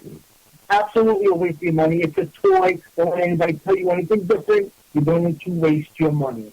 Yeah, you know what? I'm sorry, Andrea, go ahead. Oh, no, I was just going to say, I've never used the Ovilus, so I really don't, I really can't comment on it, and I don't, so I have no idea. But there is an app on the smartphones and the iPhones, I think it's Ghost Capture, or not Ghost Capture. Ghost Radar. That runs similar to the, so it's kind of like the Ovilus, but yeah, but I've never used the Ovilus itself, so I can't comment on that one. It's an absolute joke. If you're contemplating going out and being an investigator, get yourself a decent, not an expensive, but a decent digital recorder. You can get a decent one for $35. Oh man, I tried to mute. No, I'm sorry about that. Oh my goodness! That was all sound effect and no spray. Believe me, so you're all safe. Get yourself a K2 meter or some type of device that measures EMF, because that's really important, not just for paranormal, but for non-paranormal. We'll talk about that in a couple of seconds. Yeah. And get yourself a small camera, or even your camera on your phone. Snap pictures. But the greatest tool, as Andrea said, and as Chris and I have always advocated, the greatest tool is right here. It's right between your eyes, and it's your body and your hands and everything else. So, absolutely. Hey, Kathy, thank you. Kathy just said, God bless you, and I say thank you very much. So now, Andrea, tell us, when you work with private clients, do you have a vetting process before you go on the investigations and interview them or do anything of that nature? I do interviews with the clients before I go there, and basically what I do is I just listen to their story, and while I'm listening to their story, I'm reading their body language. I'm looking at the way their eyes shift, because sometimes the way, like if they look away from you in a certain way, it means they're hiding something. If they look down in a certain way, sometimes it means they're not comfortable and they're not telling you the full story. And you could always tell by like when they lean away from you, it means that they don't really feel comfortable with you. That it's like almost like they don't really trust you yet because maybe this is something that's so new to them, like paranormal experience. Like when I had my first paranormal experience, I didn't know what to think. And I didn't even know that paranormal investigative groups existed or what they did, and I didn't know what to make of them. So then I know that I need to put them at ease and kind of explain my experience and explain that I'm only there to help and that I'm not there to hurt, and I'm not going to tell them they're crazy because I don't believe they're crazy because I've had these experiences happen to me. But the body language during an interview is very important. And I actually, I worked as a musical theater actress for a long time. And so I dealt with people all the time, working, autographs and people that I just did musicals with, and then so I kind of already knew like intercommunications and talking to people and reading people. But then when I started to get into this more, I started doing research. I started researching body language. I started researching the way eyes move and the way the head tilts in a certain way when they're uncomfortable or when they're lying, and then I kind of take that with me when I'm doing an investigation. But like I said, I always give everybody the benefit of the doubt, because sometimes when somebody lies to me, it's not because they're trying to not be forthcoming or they're trying to pull one over on me. I dealt with a family that was they were so scared of telling the truth about what they were going through because they had been ridiculed by their religious community, and they just didn't want to be ridiculed anymore. So they kept downplaying things. So that doesn't mean that they were lying because they were just trying to pull it over. They just didn't want to tell me the full truth. And that's when, based on the way they were, kind of like looking the side when they talked, I kind of said, okay, maybe we need to, I need to let you know about my experience. And then I told them about my first experience to make them comfortable and know that I understand what they're going through and that everything is completely confidential. I'm not going to go out, tell your names. If there's something that's so great that I want to write about, I will get their permission first. And even once I have their permission, I change their name. I change who they live. I change everything for their protection, even if they want me to use their names. So I make sure that they know everything is strictly confidential. I put them at ease. But reading their body language is really extremely important. Like I said, not only to tell whether or not they're trying to pull one over on you, but also to tell their comfort level with you. And like I said, if they look uncomfortable, talk to them about your experiences. Talk to them about your, how long I've been doing it. 10 years. I've been doing this for 10 years. There's nothing you can tell me that's going to really overly shock me. So maybe you don't have it. That's so important. And I'm glad you said that. I'm going to take this on the psychic level. A lot of times I'll give readings to people, and I see that they're uncomfortable with certain things, talking about certain things. And what I always do is, and I think it's something I'm really good at, is making people feel comfortable. A lot of times what I'll do is I'll relate something that happened in my life, on what's going on with their life and the reading that I'm giving them, just to show them, it's not just you. It's also happened to me. And, and that puts their, it's special for somebody who lets them drop that role that they put up, and then you can communicate better, and then it's easier to read, and more messages come through that way. So it's so important to put people at ease on many levels. And the other aspect is to listen. A lot of people go in and do a lot of talking, and they don't do a lot of listening. Listen to what the people have to say. Listen to the client, because they'll give you everything you need to know. Exactly. And then you can, like I said, just like when I say I like to research a location to make sure that I know what kind of haunting I'm going into, well, they're going to also tell me what kind of experiences they've been having, which has led to why they're calling me. And that way I can also kind of figure out what kind of like haunting to expect if something does happen. Like if something is scratching them, then I know that I need to protect myself because I'm Catholic. So I protect myself in a different way than a lot of people do. If I'm going in somewhere where you're getting scratched to heck, I have a blessed rosary I wear on me. I bless myself with holy water before and after an investigation, because I want to protect myself too. So it's always important to listen to what they're saying, because then you're also protecting yourself by hearing their story. Absolutely. Our guest tonight is Andrea Message. She's the author of the book, The Ghost in the Coal Cellar. Andrea, please tell our listeners how they can get your book and more about you. Ghost in the Coal Cellar is on Amazon.com, BarnesandNoble.com, BN.com, I should say, and my publisher, Llewellyn.com. But the best place to do, like we've been saying, is to go to a local bookstore. Say if you have Ghost in the Coal Cellar, and if they don't have it on the shelf, have them order it, because it is orderable, and it's a fantastic book. I mean, I'm not just saying that, sitting my home. It's a good book. But yeah, you go, and then you can also find me on Facebook.com/paranormal, RONIN, Paranormal Ronin, or go to paranormalronin.blogspot.com, and you'll find my YouTube channel there, my Facebook channel, and all sorts of information. And as we mentioned earlier, you can win a copy of Andrea's wonderful book by sending an email to contest@secondsightradio.com. That's contest@secondsightradio.com.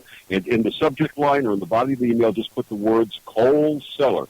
And we will choose one at a random drawing, and one of our listeners will be the fortunate winner of one of Andrea's wonderful books. So thank you, Andrea, for donating the book. And I just want to remind everybody, you're listening to Second Sight Radio on the DTM Wicked Radio Network and in video on EpsilonWolfMedia.com. Christopher,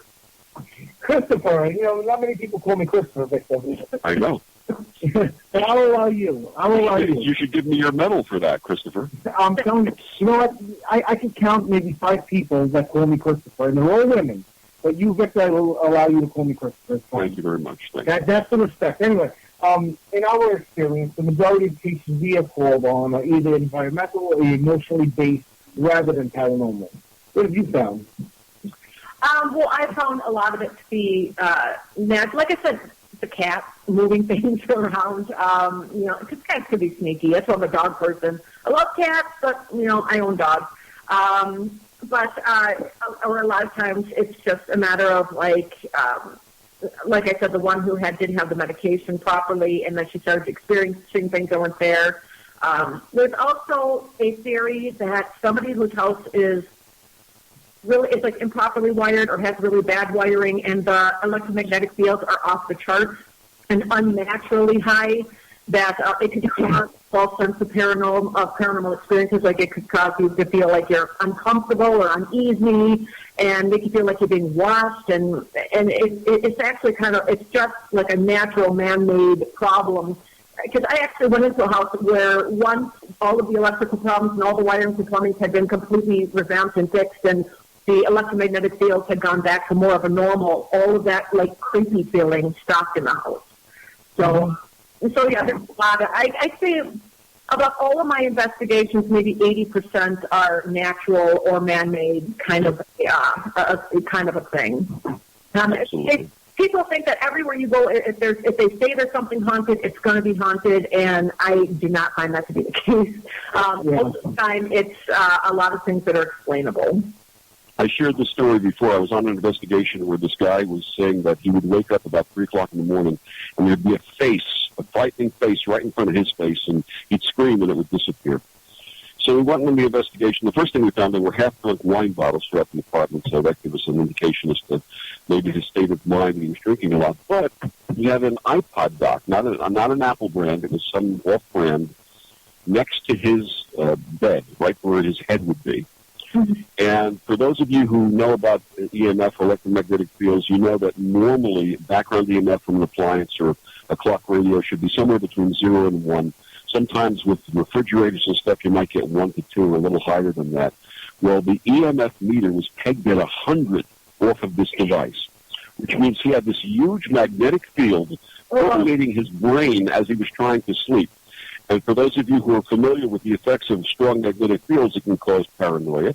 It can cause hallucinations. Some people get skin reactions. They get itchy skin, and they start breaking out. And in this guy's case, it was causing the hallucination. So he said, get that out of the room. and see what happens. And sure enough, that solved his problem. So there was nothing paranormal again. It was environmental. And amazing that they allowed them to sell a device like that put out so much radiation. That's crazy. Yeah, that is crazy. I love that story. Thank you. He likes the half-drunk wine bottles part of it. That's what he likes. Yeah. You have the next question, buddy. I do.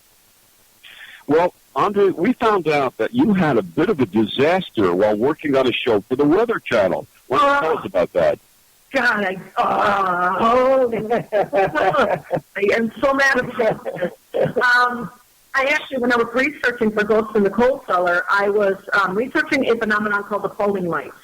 And it's not unlike, I know a lot of people have heard of the Marco lights. It's very similar to that.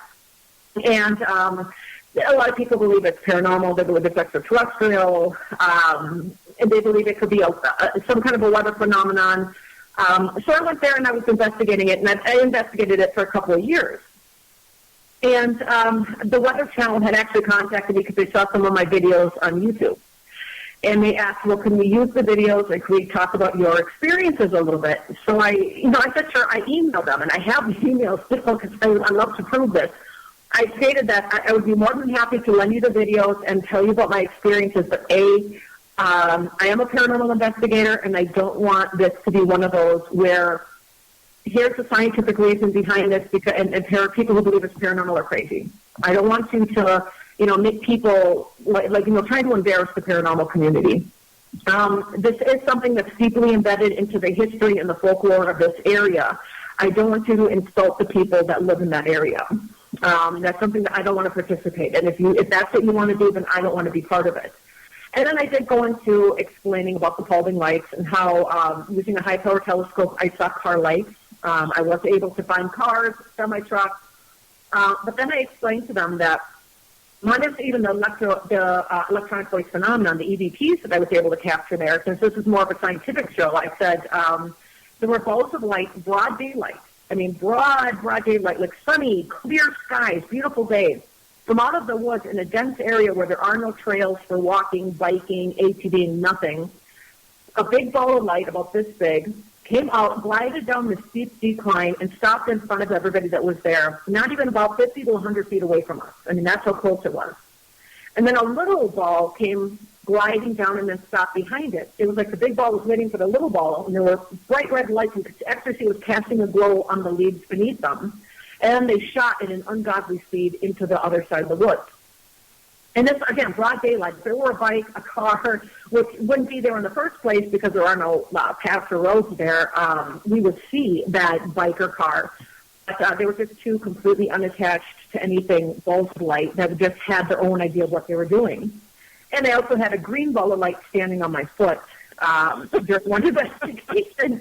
And you could see it was like the booth was all green and the snow around it was all green. And I'm thinking, if this is a car, my foot is gone. It's crushed. So I said, so these are the experiences I've had. So they had me come out to the actual Watersmeet, Michigan. I got a hotel out there, and I am looking really good. I am looking at the best I've ever looked ever. I had this awesome, I didn't wear, it was 32 degrees. I didn't wear a coat. I didn't wear gloves. I didn't wear a hat because I did not want to disrupt my beautiful outfit. And I was wearing sleeves like this. 32 degrees, 2 hours in 32-degree weather. This is what I was wearing, basically. And, I wanted to look cute. That was more important. And they asked me everything about my paranormal experiences. They asked me about the lights. I explained, because I actually love the weather. And I was talking about the ball lightning theory, the will-o'-the-wisp theory, the corpse candle, which are all natural phenomenon, and why that's not the case and how I came up with it not being the case. 2 hours they had me out there discussing all of this.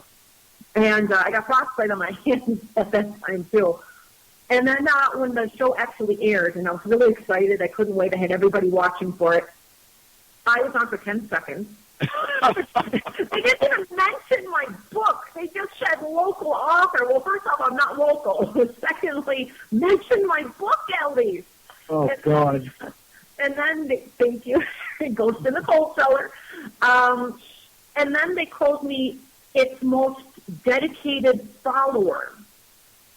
I felt like a dedicated follower made me feel like I should be in some kind of a black robe holding a candle, worshiping the falling lights, when actually I am a researcher legitimately there trying to study what the lights are. They made no mention of the fact that I did say I saw car lights and that I saw semi-truck lights. They just made it sound like I was a complete believer in the falling lights. They didn't even explain the fact that I had actually seen it with a high-power telescope.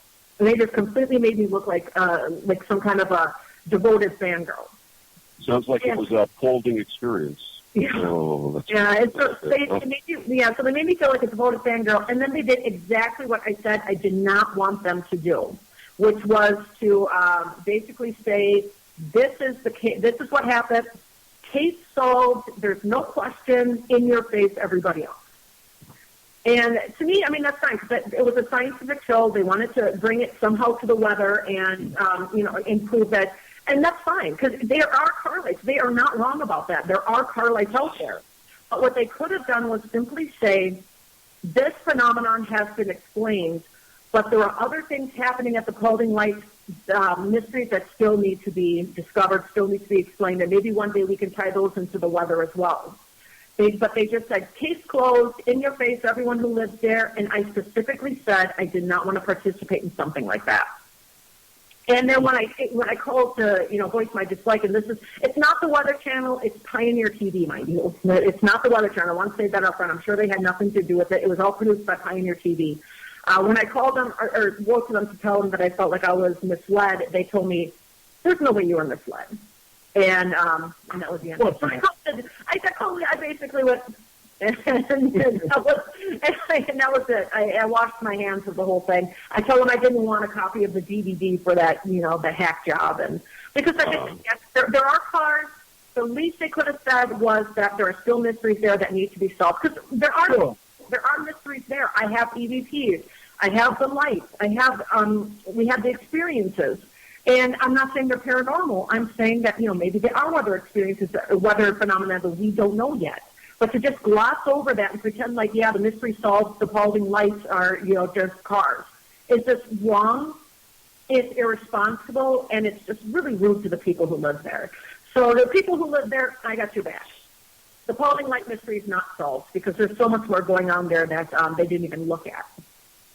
Well, Angie, here at Second Sight, we're such a huge show that we have investigators that, work for us. And we found out that you're also a professional massage therapist for dogs.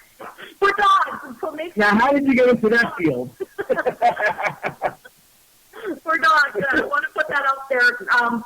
No, actually, the main reason why I wanted to get into canine massage therapy was because one of my dogs was a rescue, and she was a puppy mill puppy before she was rescued. And the condition she lived in, her leg was so severely bowed that her arm was actually turned pretty much almost all the way around.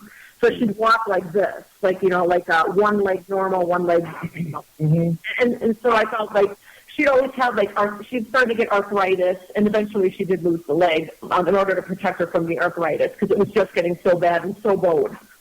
And I noticed that massage therapy really, really helps her. It helps her feel better. It helps her feel more energized. It gets the blood flowing, when she's been lax and she hasn't been doing much walking, especially in winter. It keeps her muscles from atrophying.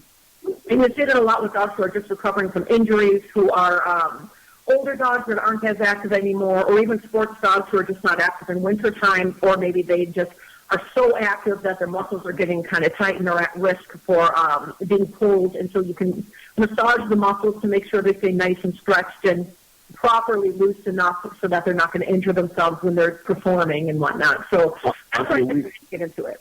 Audrey, we know that you're a canine massage therapist, but if Chris rolled over and begged, would you take care of him? No. I'm just saying that I probably make a mess. I probably break his ribs, or I probably dislocate his shoulder. I don't know much about human physiology, so. That's okay. That's right. Well, let's get to the heart of why you're here tonight. What prompted you to write the book, The Ghost in the Coal Cellar? Well, two main reasons is, A, like I said, a lot of times I tell people about my experiences to make them feel comfortable. So one of the things that I really wanted to do was to put a book out there that, because one of the first things that I talk about is my experience. and like how I became a paranormal investigator and how I was kind of baptized by fire, basically. And because I put that out there because I want people to know that they're not alone, that if they're having experiences, there's help out there. There are people out there who are having the same experiences as you are. They are, there's nothing wrong with you. There's nothing wrong with having these experiences, and there are people to help. And the second reason is because one of the biggest questions I get asked when I talk about the paranormal on the lecture circuit or whatnot is, well, what's it like to be a paranormal investigator?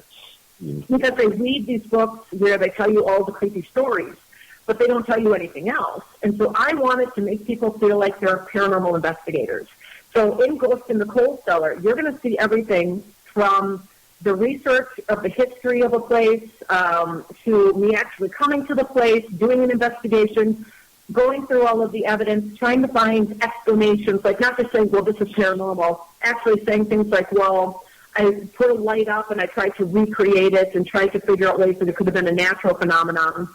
Then I decide whether or not I take it to the level of it could be paranormal, and then I do the reveal, just like you would on a normal paranormal investigation. Mm-hmm. So they actually feel like they're investigators with me on a case. And I thought that was something that if you're interested in ghost stories, it's a great book for you. If you're interested in paranormal investigating, it's a book for you. Well, absolutely wonderful. Well, Andrea, can you please share a little bit about the actual story of the ghost in the coal cellar? Oh, the ghost in the coal cellar. Oh, good Lord, this thing is like this. I still, you know what, to this day, I want to go back there so bad, because the ghost in the coal cellar actually is one of the last chapters. I saved the best for last. And it's from the First Woods Schoolhouse in Wisconsin Rapids, Wisconsin. And that place is all sorts of messed up with, I mean, full-body apparitions. I saw a full-body apparition of a child spirit. You could actually... And the creepiest thing about it was you could see the white shirt, it was kind of like a billowy white shirt, and then knickers, I guess, like the pants were cinched at the bottom and at the waist, but baggy everywhere else. And so you could see they were like corduroy brown knickers. And you could see the mousy brown hair, kind of a mop top on top, but then you couldn't see any face. It was like the face was completely blank, and you could see right through it into the room that it was in. And I'll never forget that sight as long as I live, because I've seen shadows. I've seen mists that are formed in the shape of a human, like with my naked eye, not just on camera, with my naked eye. But I never saw such a clear, perfectly defined full-body apparition. And it actually was staring at me with its head tilted like this, and I was staring back at this apparition. And I think we scared each other because he took off once he realized I was looking at him. He took off in the room. I immediately darted off to try and catch it, just in case it was a real person. And inside the room was completely empty, and the only other way out of that room was to come past me. And so whatever it was just completely disappeared. But later that night, I actually had an experience in the coal room where there's a very, very negative spirit. And that's where I was actually physically attacked by something was choking me. I could actually feel 4 fingers here, 1 finger there, and then squeezing. And people said I lost all the color in my skin. They were asking me if I was okay. I was having trouble breathing because I actually felt like something was crushing my windpipe. Yeah. I started doing prayers. I went straight to, my Catholic prayers, the Our Father, the Hail Mary, the Protect Me Michael, Archangel Michael, and then I started saying, you are not allowed to touch me, because a lot of spirits need that permission. And I said, you do not have this permission. You must let go of me.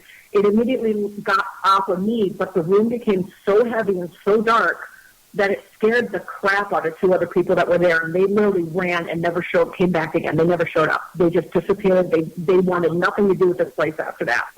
And then when I got out of the coal cellar, I caught an electrified phenomenon immediately after I left, and I placed my equipment down. It sounded like a child, probably would be the same age, size of the child that I saw in the doorway saying, okay, you're safe. As if it was so relieved that I got out of there and that I was able to get that thing to let go of me. And it was so relieved, like, okay, you're safe. And so it was almost like that child spirit that I had seen in the doorway was like relieved that I was okay and back there again. Please reinforce for our listeners, you made a really important point about giving permission to spirit. I want you to repeat that, because that's very critical for those who are involved in this field. Spirit, especially demonic spirits, need the invitation. They need the permission. And I always go to the case, a lot of people don't believe this case is real, the story of Annabelle with the Warrens. Right. A lot of people don't believe in the case, but I use it as a good example. The nursing students who had to go, and there was a lot of paranormal activity going on, they called the psychic in, and the psychic said that they were saying that its name was Annabelle, the little girl, and she felt so safe with them that she was so scared she didn't want to leave because she knew that they would protect her. So they gave the spirit permission to remain with them. And the Warren said that within probably another few weeks or a month, they would either be dead or possessed because they gave that permission. You don't have to say, hey, demon, you don't have to say, like, no, it's a demon and give the demon permission. The demon can pose as anything. It can pose as a child. It can pose as your grandmother. It can pose as anything to get the permission needed. So as long as you get permission, it'll take that welcome and then wreak havoc in your home. So it's always important when you go, because I know a lot of people will say if there's a child spirit, I've actually been in a group where they said, because people wanted this out of their home, so they say, you could come home with me. I have children of my own that are your age. And I said, don't do that. Never do that. You don't know if this is a child or something pretending to be a child. And you're now inviting that to come to your home with your children. And it needs that invitation. And you just gave it to them. And always say, when I protect myself to go into investigation, even if there is no demonic happenings, I always say, before I leave, you're not allowed to attach to me. You're not allowed to attach to any of my property, any of my things. You're not allowed to follow me home. You must remain where you are unless somebody specifically comes to tell you to leave, which would be like a priest or maybe you guys to tell them to pass on. But I make that evidently clear that I do not allow attachments. And then I say that in the name of Jesus Christ, our Lord and Savior, because I'm Catholic, and that's what I believe is invoking the name of God to protect yourself. And that's how I cleanse myself before I leave. Well, it's interesting you say how a child can pose as something else and whatnot. I did a case here in Staten Island, an exorcism that lasted 17 hours. And when I went to the house, as soon as me and my team walked into the home, there was the spirit of a little girl standing there. And I knew right away that there was something wrong with this child. And I told everybody who was with me, I'm seeing, like a 10, 11-year-old girl, but there's something wrong here.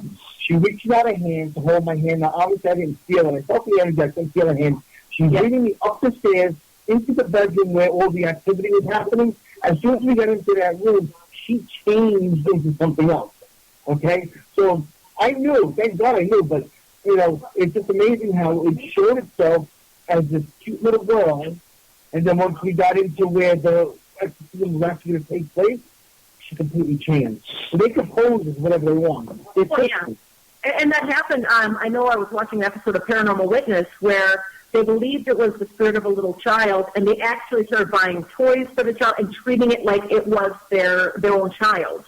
And trying to, maybe give it a home. And it turns out that it was demonic. It was not really a child, and they had just literally been inviting this thing to wreak havoc in their lives. And that's why I say never give permission, never trust a spirit 100%. Always go in with the possibility that while it might not be benevolent and it might be, it might just be something tame, but always going with the possibility that you might encounter something more, or that it might be pretending to be something more. Mm-hmm. Right, well, in your book you talk about one of your favorite investigation sites, the Mission Point Resort. Oh, I love that. Could you please share with us the wife at the top of your list? One thing I love is Mackinac Island itself. I mean, if you want to step back in time, no cars, no motorcycles, the only automobile on there is like emergency vehicles, which you rarely see.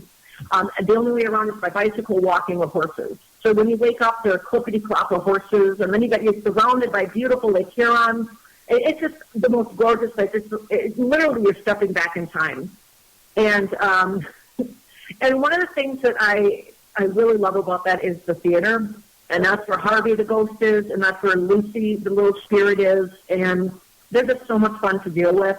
I've gone there a couple times, and I've always had some really fun experiences, especially with the rubber ducky. I brought, because the little girl Lucy loves toys, and I brought a little rubber ducky, and I said, I'm going to put this on the stage, if you want the rubber ducky, I will leave it here, but you have to show me you want it by putting it on the ground.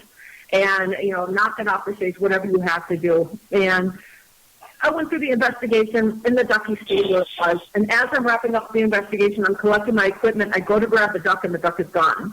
And I'm looking around, I'm like panicking, like, where'd my duck go?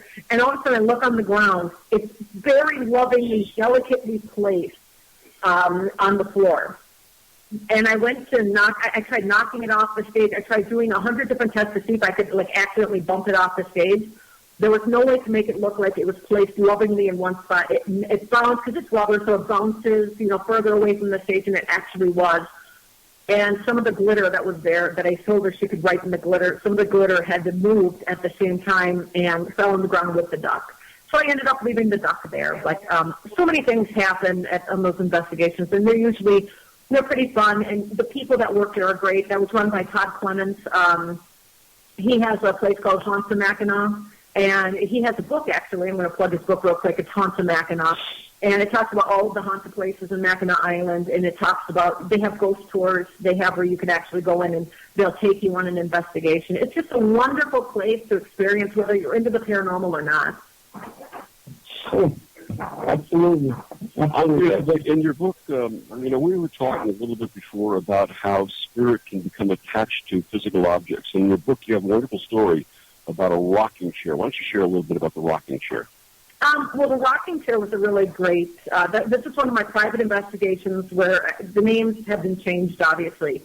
But the rocking chair, they moved into this house. It was their dream house. They had a little girl, and they were pregnant with another kid, and they wanted a bigger place. And they were really happy, and then they got a gift, which was a rocking chair. It was from an estate sale. And all of a sudden, the daughter was... There's a certain, psychologically, unless kids are ahead of their time, most children, if they're going to develop imaginary friends, usually start to do it within the age of 4 years old or 5 years old. This little girl was barely 3, and she was having full conversations with something that wasn't there. And the parents started to actually get worried because she was really attached to this thing that wasn't there, and being so young and not really. She was borderline age of where imaginary friends can start, but they said even then it's still kind of young. And then all of a sudden the mother started to experience the rocking chair moving on its own. And, even when she'd stop it and walk away, it would start moving on its own. And then they started to find when they had their other baby would be crying and crying, and the baby's usually inconsolable until you change its diaper or feed them. But all of a sudden they would running into the room because the baby was crying, and then all of a sudden the baby stopped crying for no reason.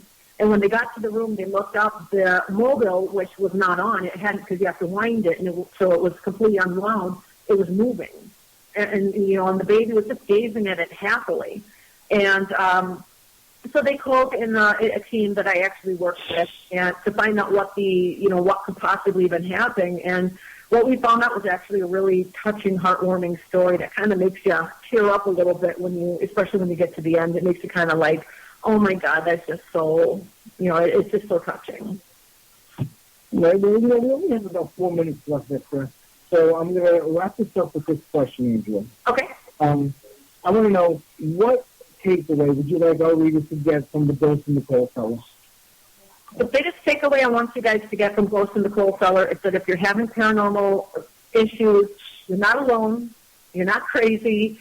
There is help out there. There are people like me who actually do paranormal. We're not just telling ghost stories. I'm showing you what investigation is like, because there are people like me out there that want to help you. And you don't charge for this, because the reason that I do it for free is because you're actually helping me as much as I'm helping you, because I wouldn't have anything to research if you didn't reach out to me. My biggest thing is forwarding the paranormal research field, and if you didn't come to me, I wouldn't have it. So definitely, you're not alone. We're out there to help you. Just reach out to us. Chris, do your research on the teams first. Chris, every week when we have a new guest, we say this is one of our favorite guests. I got to say right now, Andrea, you are now one of our top 10, and we love you. Yay! You're great, and everything you said represents exactly what Chris and I have constantly advocated about the quality of the paranormal profession, paranormal investigator, taking care of your clients, respecting your clients, and making sure that they're brought to a level of understanding and the fears diminished. And that's really what it's about for us. Oh, yes. More than anything else. That is for me. Her book is called The Ghost in the Coal Cellar. Her name is Andrea Messich. Andrea, tell them again where they can get your book and find out more about you and your work. Like I said, you can get it online, Amazon.com, BN.com, Llewellyn.com, or like I've been saying the whole show, go to your local bookseller and just say, if you don't have this book on the shelf, please order it. I really want to read it. And then come and find me at Facebook.com/Paranormal Ronin. That's RONIN for those who don't know Japanese. Paranormal Ronin. And then there's all sorts of links there that you can find me, like on YouTube. I just posted a video on YouTube about the latest investigation I did. Sometimes I just do web chat. So come find me, Paranormal Ronin, which is Facebook.com/Paranormal Ronin. So outstanding. Remember, I'm single, 38 years old, single, attractive, fun, paranormal investigator, author. What more could you want? And if I were 20 years younger and single, I'd be chasing after you right now. Victor, you're such a flirt. Anyway, Andrea, thank you so much for being our guest tonight. You did a phenomenal job, really. Thank you. All right, and Vic, before you say who our guest is for next week, I just want to mention tomorrow night on the Paranormal Lounge, we have Joseph Alexander Roby Show, and we'll be talking about voodoo and voodoo. Now, Victor, will you be joining us tomorrow night? Absolutely, I'll be there tomorrow night. Outstanding, and Joseph is an amazing guest, so, you're going to definitely a show you don't want to miss. And Vic, who's our guest next week? Next week we have a little demon. He's short, has a pot belly, wears a hat, has a big red nose. He hangs around with reindeer on a sled. Actually, we're going to be off the next 2 weeks because both nights will be Christmas night and New Year's night, and they'll be running best-of shows and retrospectives. And to our friends and family and listeners, you are our family. We love you as family. Have a joyous, a very Merry Christmas, a Happy Hanukkah, a wonderful Kwanzaa, and every other possible festival of life for this time of year. We love you. Thank you so much for joining us. Chris? Yeah, we just want to let you know every week we try to make the unbelievable believable. Thank you, everybody, and good night. Good night, and happy holidays, everyone. Bam! That was a good show. That was a really good